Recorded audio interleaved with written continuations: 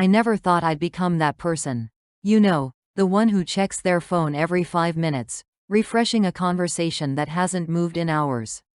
But there I was, staring at that little green dot next to her name like it was the only thing keeping me alive.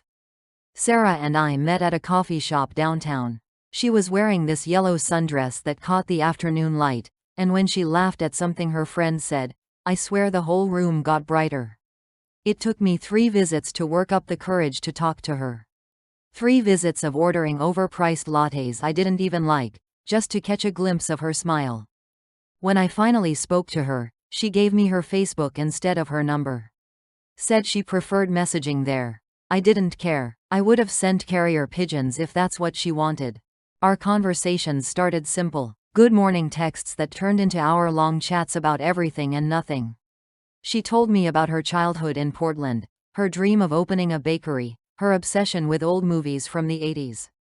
I told her about my failed attempts at learning guitar, my secret love for terrible reality TV, the way my mom still cut the crusts off my sandwiches when I visited home. What made it special wasn't just what we talked about. It was the constant presence. That green dot next to her name became my comfort. 2 in the morning and couldn't sleep? Sarah was there. Lunch break at work feeling endless? Sarah was online. Bad day that made me question everything? I'd open Messenger and see that little green light, and somehow everything felt manageable. We did this for 3 months. 3 months of messages that started with sunrise and ended long after midnight. 3 months of sharing songs, sending voice notes, planning a future that felt so close I could taste it. She'd say things like we should go there together or I can't wait for you to meet my sister or when we finally have that movie night at your place. Her green dot was more reliable than the sunrise. I'd wake up, check my phone, and there it was. A constant in my chaotic world. Active now, always active now. Then came last Thursday. I sent her a good morning message like always. A silly meme about coffee that I knew would make her laugh. I watched the message deliver. Waited for it to be seen. An hour passed. That wasn't unusual. Sarah had a busy life, a job at a marketing firm that demanded her attention. But she was online. That green dot glowed on my screen, mocking me with its presence. 2 hours, 3 hours, still online, still no response.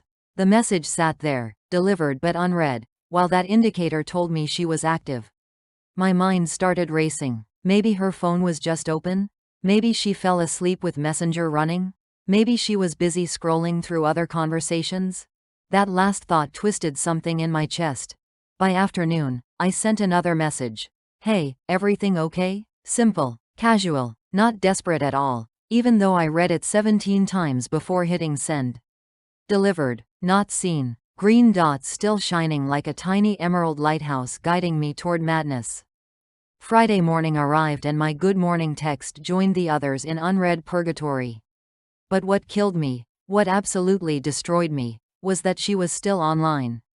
Active now, active 5 minutes ago, active constantly. I tried to rationalize it. Maybe she lost her phone and someone found it.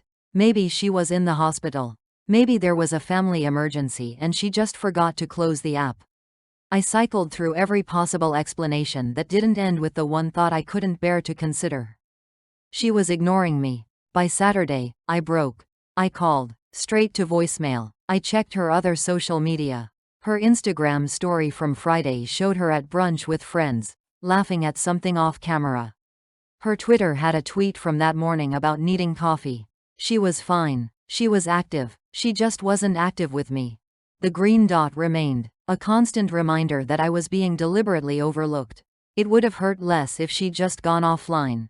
If that dot had turned gray, I could have told myself she was busy, that life got in the way, that she'd return when things calmed down. But this was conscious. This was a choice.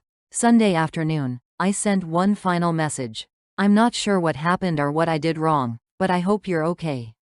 If you don't want to talk anymore, I understand. Just let me know. I watched it deliver. Watched it sit there among all the other messages she'd ignored for 4 days. And I watched that green dot pulse with life while my words were left to die unread. Then, Monday morning, something changed. I woke up and checked Messenger out of habit. out of that desperate hope that maybe today would be different. The green dot was gone. Not active now, not active 5 minutes ago. Just gray silence where there used to be a constant glow. My heart stopped. This was it. She'd blocked me. She'd deleted her account. She'd decided to erase me from her digital life the same way she'd erased me from her actual life. But then I saw it. A message. From her. I'm sorry. 2 words that made my hands shake so badly I almost dropped my phone.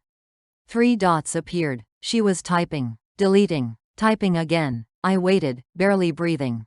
I've been seeing your messages. I've been online. I know how this looks and you deserve an explanation. My mind raced faster than her typing. What could possibly justify 4 days of silence? What explanation could make this okay? Her next message appeared and my entire world shifted. My ex came back. He showed up at my apartment last Monday night. We were together for 4 years and when he left, it destroyed me. That's why I was on dating apps, why I was trying to meet new people. I thought I was over him. Then he knocked on my door and every wall I'd built just crumbled. I stared at the screen, each word landing like a physical blow. I've been online because I couldn't stop thinking about you, about us, about what we were building.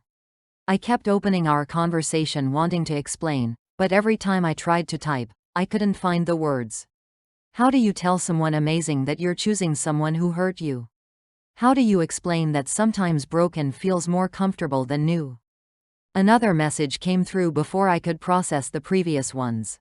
You were perfect. You are perfect. The way you remembered my favorite songs, how you'd send me silly videos when you knew I was stressed, those voice notes where you'd ramble about your day. I fell for all of it.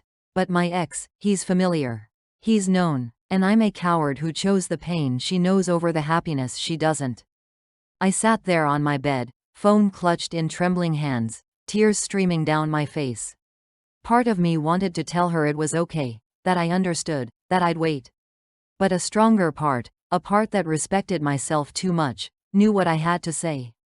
I typed my response slowly, making sure each word was exactly what I meant. Thank you for being honest. It hurts, but I needed to know. I hope you find what you're looking for, whether it's with him or someone else or just within yourself. I paused, then added one final line. But I won't be here waiting. I deserve someone who chooses me first. I hit send and immediately closed the app. I didn't wait to see if she'd read it. Didn't wait for the green dot to appear again. That little indicator had taught me something valuable. Being present isn't the same as being available. Being online isn't the same as being there. And sometimes the most important message you can send is the one where you choose yourself. Her Facebook Messenger was always online until suddenly, I realized mine didn't need to be.